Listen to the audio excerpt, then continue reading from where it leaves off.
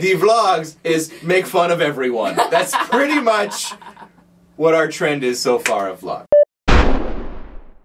This is Danielle Lester. Hello. You may remember her from such films as Help Me, I'm Stuck in Quicksand. Or How to Be Awesome Because I'm Awesome. Oh, really? Yes. You were in that? I almost won an Oscar, but for some reason my invite got lost in the mail. They said when I called. Okay.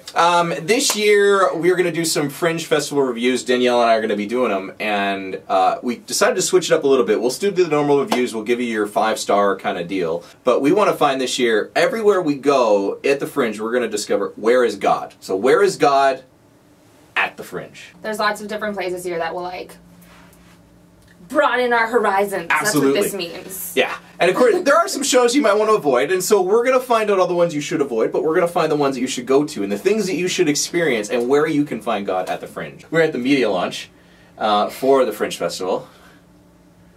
There were some interesting things that happened there. It was interesting. There were some better performances. But there was the guy who started it, Larry Daroche, I believe his name is. Daroche. He's Francais. He started, well, he didn't really start the Fringe, it wasn't his idea, but he was the first executive producer of the Fringe Festival.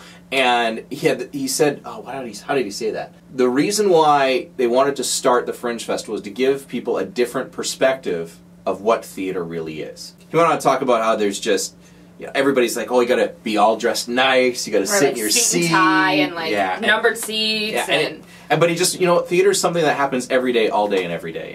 And it's something that you can be a part of. And so I was thinking about that, and I was thinking about how Jesus, when he went out and spoke, he was one incredible storyteller. I mean, the parables that he told, and you know, he'd sit and he'd essentially be in this lecture hall, and they'd all be on the hill, and he'd be giving that. There's something to be said for theater of that. And like, Jesus was incredible in that sort of aspect, and yet we forget about that.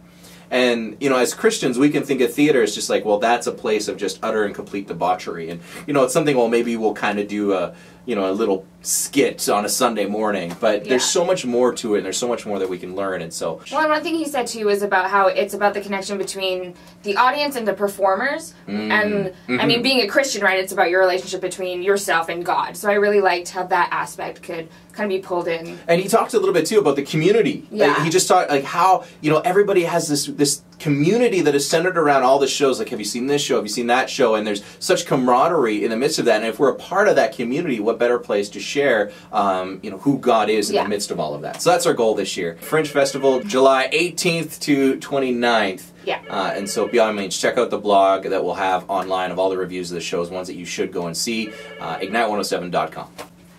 Except Secondhand Pants was there, and I love them. Secondhand Pants. Love Secondhand Pants. Great guys. So much fun. Yeah, and they don't have a show this year, but they will have the jukebox out. Yeah. To give some explanation, they have a live performance jukebox where they sit in a box, and you put a quarter in, and you push a button, and all of a sudden the curtains pull out, and there's Secondhand Pants, and they'll play a song for you. It's actually kind of neat. If I made a jukebox, would people put money in it? And then if I no? No. No? No. Oh.